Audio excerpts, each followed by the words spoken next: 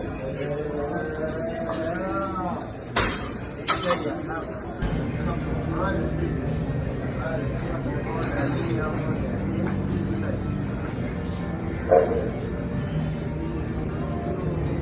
big dog season, and you can't stay still because you want it. Talk that talk, George. You still scraping your plate because you're hungry. Talk that talk.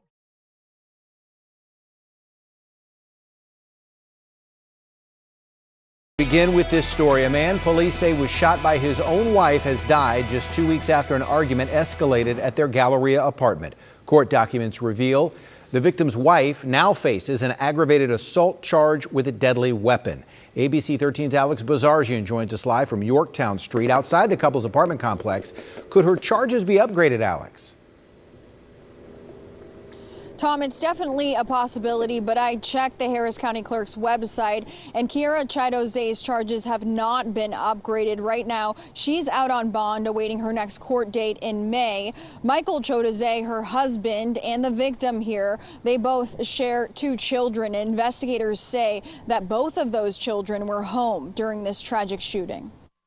I never would have thought something like that would happen. Houston police got called to this apartment complex and found Michael Chidozie shot but still alive. His wife and 2 kids were nearby in the parking lot. A 911 call came in alerting police that they were frantic. A female with 2 kids was running around asking for help. Investigators say Keaiirra Chidozie admitted to shooting her husband Michael because she feared for her safety. During an argument, she allegedly walked to the bedroom in their apartment and Michael followed her, and that's when she shot him. Twice in the torso, once in the arm, and once in the chest. They were just like every other couple who every now and then have issues, but I was expecting they would work it out. Francis Abba says he and Michael became friends in 2018. Their kids often played together. We just envisioned this whole big family get-together stuff, and it was very tragic. It was his exit was it's a painful one. Michael died from complications at Ben Taub Hospital on April 8th, 18 days after he was shot. It eats at Abba, who wanted the chance to ask his friend about that night. In order for you to be the good judge of the story, you have to hear from both sides. And Mike didn't get the chance to actually tell us what happened. Abba says he and Michael bonded over their Nigerian pride. He says the father of 2 was just scratching the surface of his natural bodybuilding career and making a name for himself. He's engraved in every memory. Each time I go through my phone and I just see a picture, I can literally remember what we were doing, where we were.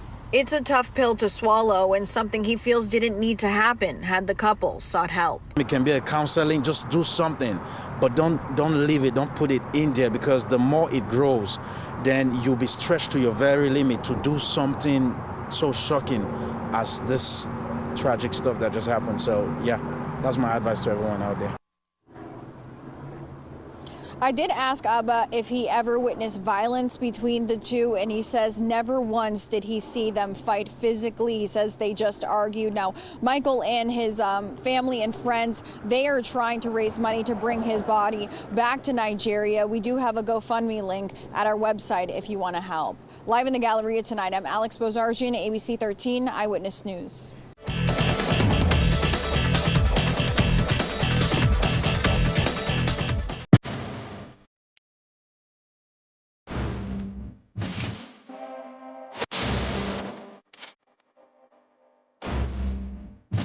Mr. Atlas, classic bodybuilding, first time you're making history. So this is a natural pro, classic bodybuilding, Michael Chidozie. How do you feel right now? I feel elated. I am very happy. Yeah. You can't really tell, but no, I'm good. super hungry. Yeah. So you're from Nigeria originally. This is your first year that you've gotten into the bodybuilding world. That's right. And you are now Mr. Atlas as your first year. I mean, your family, you come from a family of athletes, but talk about that process for you. Well, growing up, it was a wake up and do what you had to do. Yeah. So that's been the mentality. And when I got into bodybuilding, that's what I did. You know, started competing this year, and we're here. About to be my 4th show this year. So. 4th show this year? Yes. What have you changed since your first show? Well, starting off, I had the mass, but not the conditioning. Yeah. But after my last show, I placed 5th, and I had to go back home and do my homework with my team, and brought a better conditioning this time. Yeah. And voila. So conditioning, did your diet change any at all? It changed, yes. Okay. I started counting my calories. Yeah. I never did, really. Oh, yeah. I could just, Just I have, my naturally nutrition good is- genes yes, and athletic yes. build. You said you were a wrestler before, so you Yes, had I'm that. a wrestler. I had that. So I have a good discipline when it comes to anything fitness related. Yeah. Now, when you talk about, you said you come from a family of track and field athletes. You're a wrestler yourself, but talk about the difference of how you train in Nigeria versus what the U.S. is about. Right. I moved over to the U.S. in 2017. In Nigeria, it's not a lot of equipment. We had to make do with what we had. Yeah. And when it comes to the States, I saw it as an opportunity to grow. Because I have literally everything I could ever dream of. Yes. And I put it into good use, and it really worked out. Yeah. It did. You're absolutely an inspiration. You're incredible. I love hearing your story. And do talk about you're in nursing school right now. So not only are you training to be on this course, but you're training your mind and your body, which is huge. And a physical therapist, so you're helping other people. Every day. Michael, we're so excited to have you. We're thrilled. We hope that you stay in the world of it. And congratulations, you have a great title. And Thank you. yes, Amazing. yes, thank you so much. Congrats, very much so.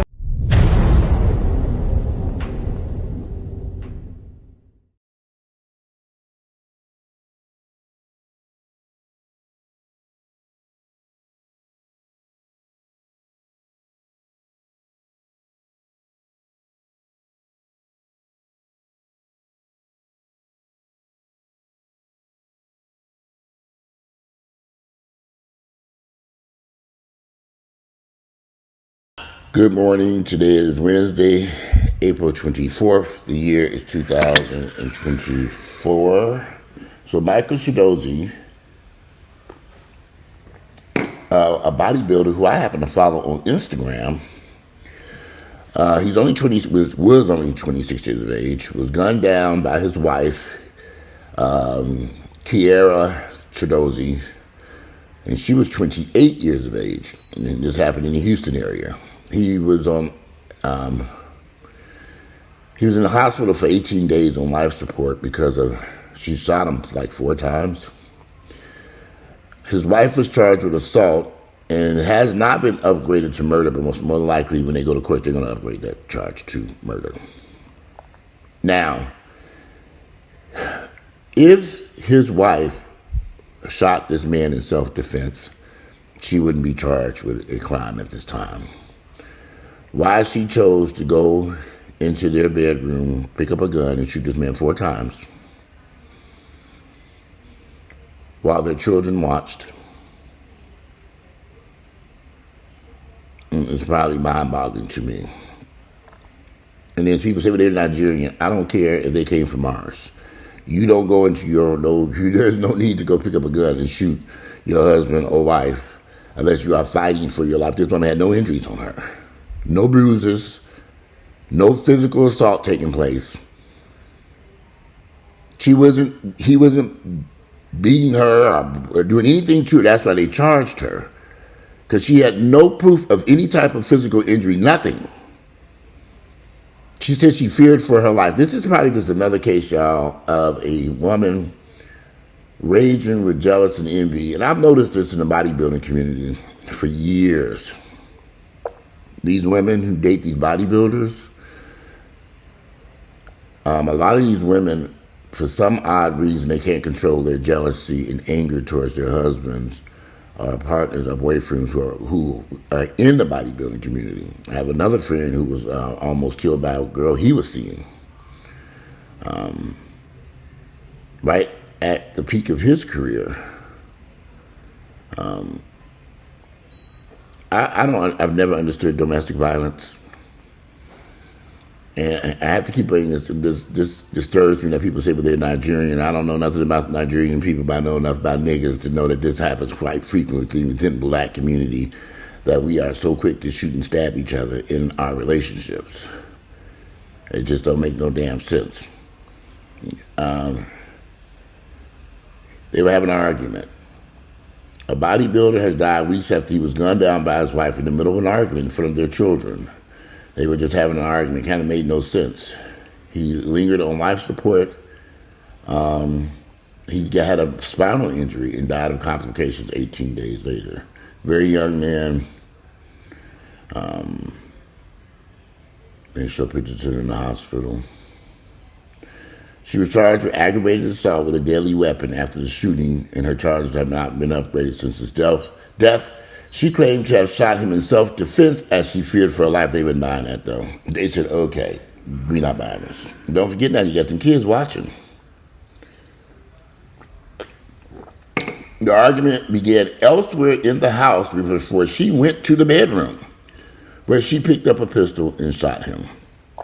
He was shot once in the arm, once in the chest, and twice. She shot him 4 times and left to die on the bedroom floor.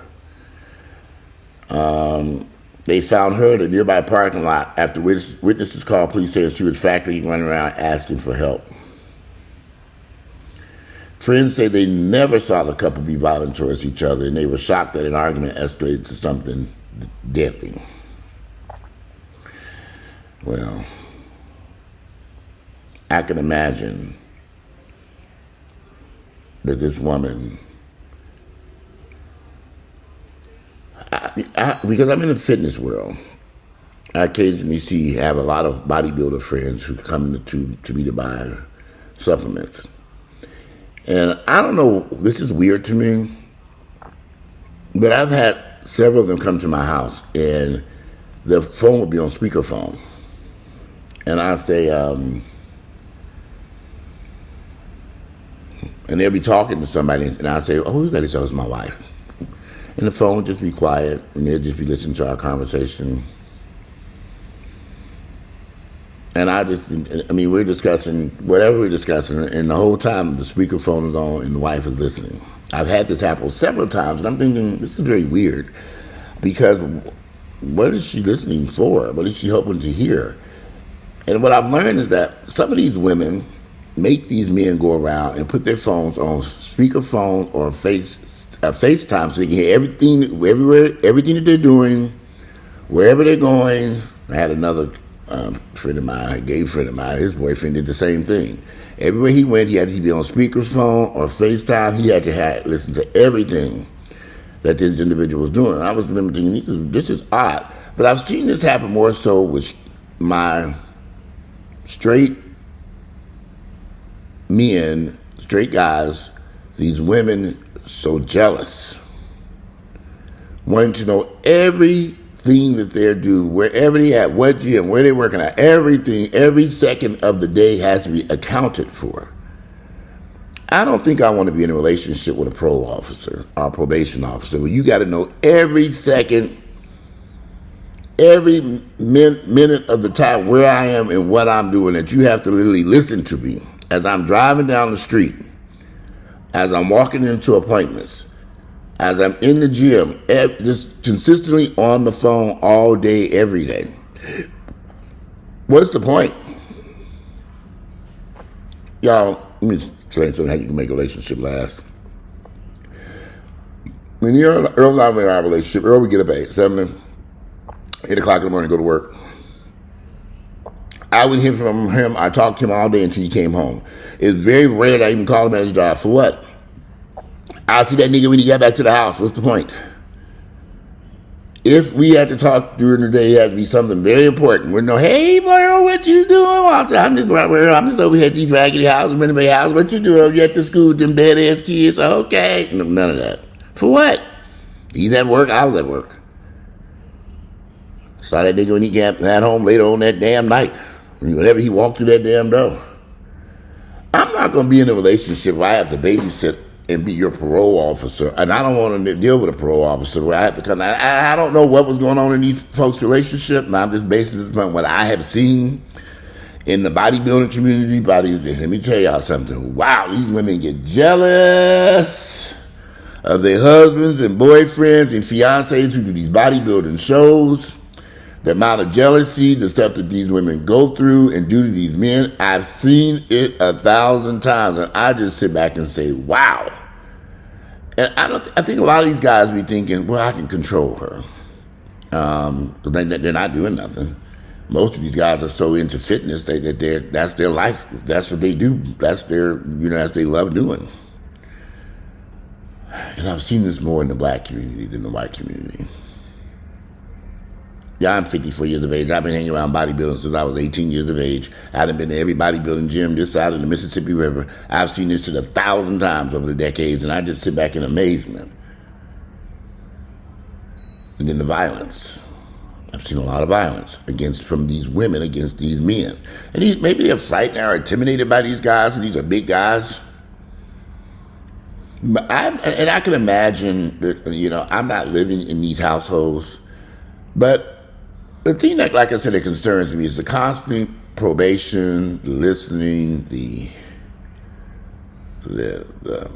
you got to account for every minute of the day where you are, what you're doing, who you with. I just have a problem with that because it just, to me, doesn't make sense. And if people want to live their lives like that, that's fine. And again, I don't know what was going on here with these two people. But the fact that they charged her is very concerning because if they felt that this situation had turned violent and she had to defend herself, they would not have charged this woman with this crime. But the fact that they charged her lets us know that they weren't buying that bullshit that she was saying. They didn't believe it. They didn't believe it. And this woman's charges are going to be upgraded to murder as soon as they get into that courtroom. She killed her husband, and the father of their 2 children. Domestic violence is insane in the black community. And I know I don't know why y'all people keep saying, they're Nigerian, they still black folks. Good Lord, I mean, they black. And y'all, we must, and domestic violence swings both ways. You have we all know that a lot of men kill their wives and girlfriends and children. We've seen it. But also, I've seen a lot of women kill their husbands. Maybe not as frequently as men killing their wives and girlfriends. But this one really stood out to me because I follow this guy. And when I saw his picture pop, you see something on, you scroll along, you see something, you say, wait a minute. And you go back to your Instagram, you're like, okay, let me look. And you go back to your messages and you say, okay, yeah, I spoke to this guy. The man was only 26 years of age with 2 children and married. I mean, it's the fact that they were married and in a relationship with 2 kids can show you the type of person he was. A lot of these niggas ain't marrying these damn days. Focusing on his career. Now, they did say that there was some issues there. I mean, that they might have had some problems, but I don't guess nothing that should have got to this point that she had to kill this man.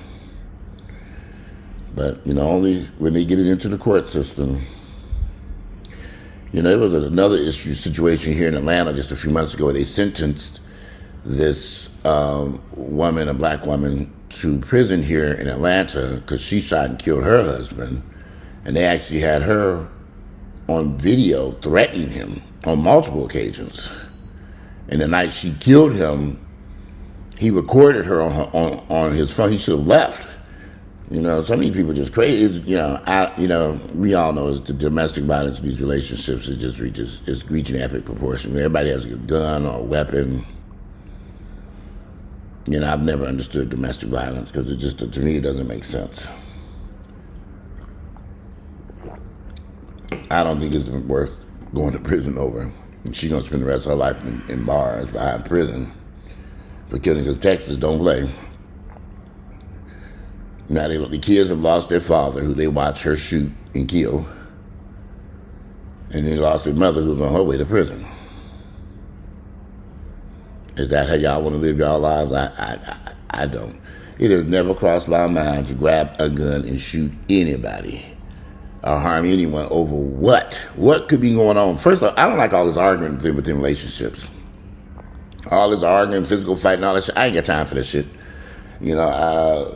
What I've learned as I've gotten older, because every single fight and argument me and Earl had was over absolutely nothing. Nothing.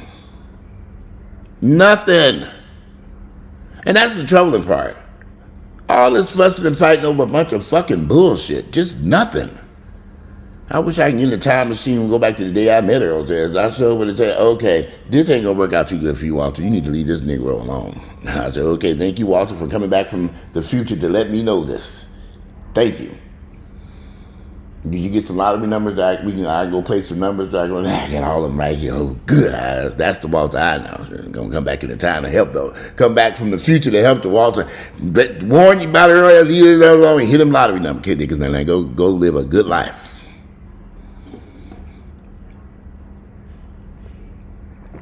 We'll never really know what took place here between this man and this woman. She knows. But then police got a good idea. They charged her ass. And I think she's going to be charged with murder. And soon they get in that courtroom. She should have thought about this before she did that. And, this is my whole thing about these fights and arguments. Walk away. Leave. Just take a walk. Go outside. Take a walk around the park. Hell, go to the Red Roof Inn for the night. Just take a chill pill. Walk away. Because a lot of these arguments and fights, I'm telling y'all, they be over absolutely nothing. I forgot. One of my friends was telling me about, he got into it with this girl he was dating, his fiance, and she didn't like women liking on his pictures on Instagram. She didn't like all the likes he was getting.